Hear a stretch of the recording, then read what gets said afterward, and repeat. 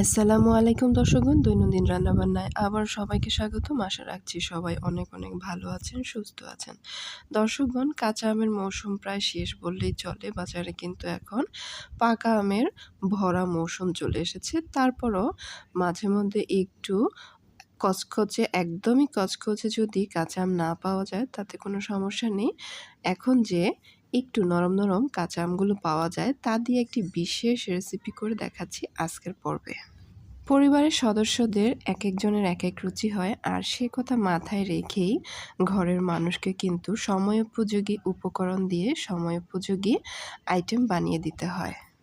তাই আজকের এই পর্বে বাজারের নরম যে কাঁচা আমগুলো আছে সেগুলো দিয়ে কাঁচা আমের বল তৈরি করে দেখাচ্ছি।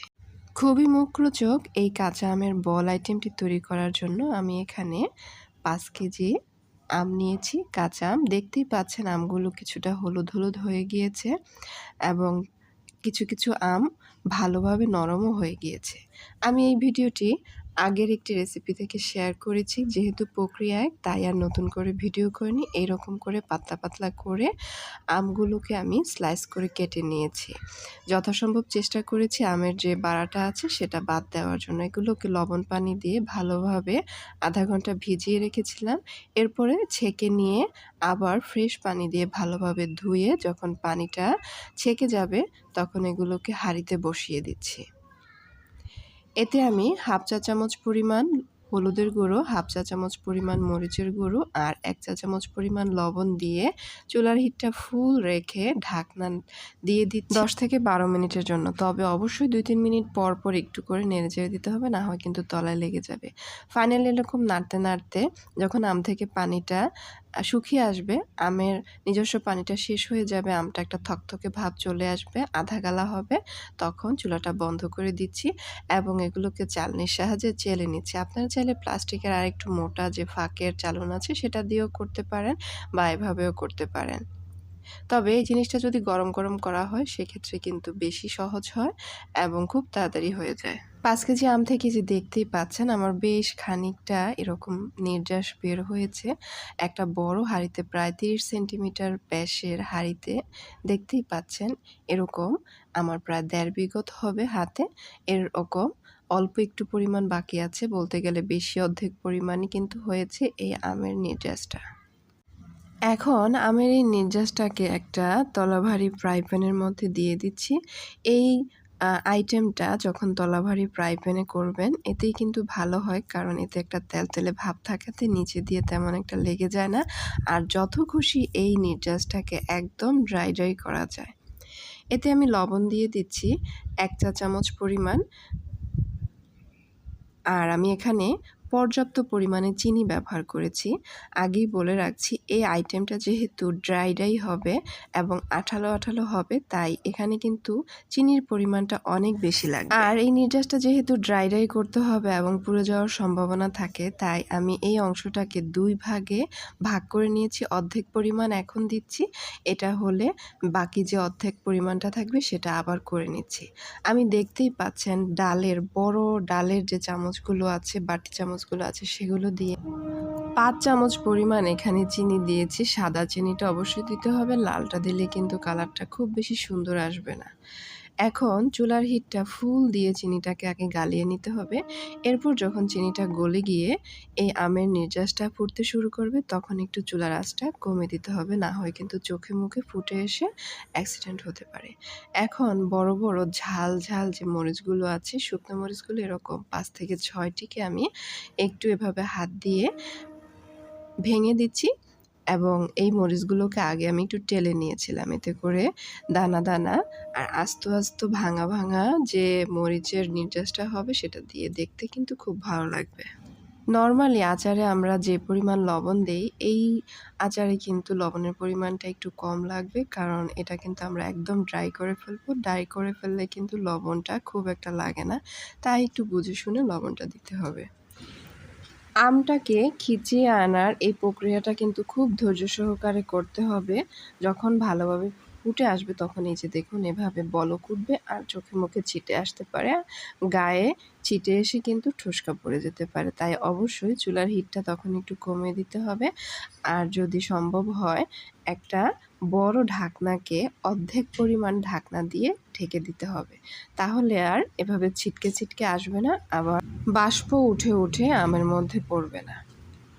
এই প্রক্রিয়াটা সম্পন্ন করতে আমার প্রায় 10 থেকে 12 মিনিটের মতো সময় লেগেছে। আমি ধৈর্য সহকারে একটু একটু করে এভাবে ঢাকনাটা তুলে বারবার নেড়ে দিচ্ছিলাম আর দেখছিলাম তলায় যাতে না লেগে আসে।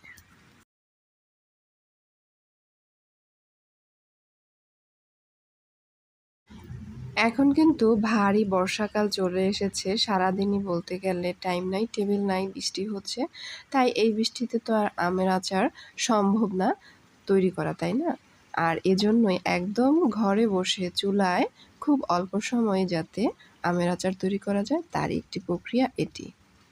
দেখতেই পাচ্ছেন কিছুক্ষণ পরপরই কিন্তু কালারটা চেঞ্জ হয়ে যাচ্ছে। যখন মোটামুটি 60 থেকে 70% পর্যন্ত এরকম ঘনিয়ে আসবে তখন আমি এখানে প্রায় 2 থেকে 3 চা চামচ পরিমাণ পাঁচফোড়নের গুঁড়ো দিয়ে দিচ্ছি। পাঁচফোড়নের গুঁড়োটা যদি বেশি আগে দিয়ে দেওয়া হয় তাহলে কিন্তু কালারটা বেশি কালচে হয়ে যায়, দেখতেও ভালো লাগে না। আরও 3-4 মিনিট পর ফাইনালি দেখেন, খুব বেশিক্ষণ কিন্তু সময় লাগবে না। আর 3-4 মিনিট হয়তোবা রান্না করব। এ পর্যায়ে আরও লাল লাল হয়ে কালারটা তৈরি হয়েছে। এই সময় কিন্তু লাস্ট মুহূর্তে একদম চুলার কাছ থেকে নড়াই যাবে না। এরকম একটা থিকনেস আসতেছে। আর আমি কিন্তু এটাকে বারবার নেড়ে চেড়ে একদম ফাইনালি এরকম একটা লুকে নিয়ে এসেছি।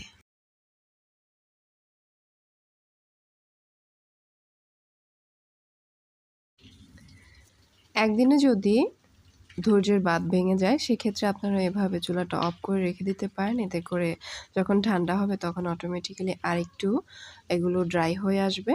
এতে করে পরের দিন আবার সুন্দরভাবে ভালোভাবে টানিয়ে নিতে পারবেন।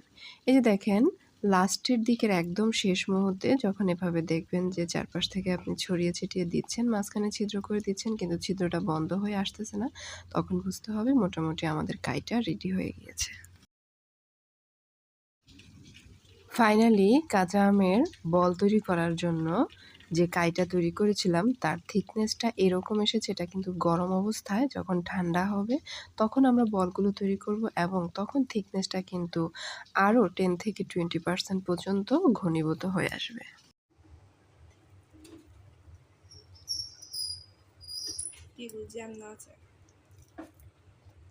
আচার হবে আর কি।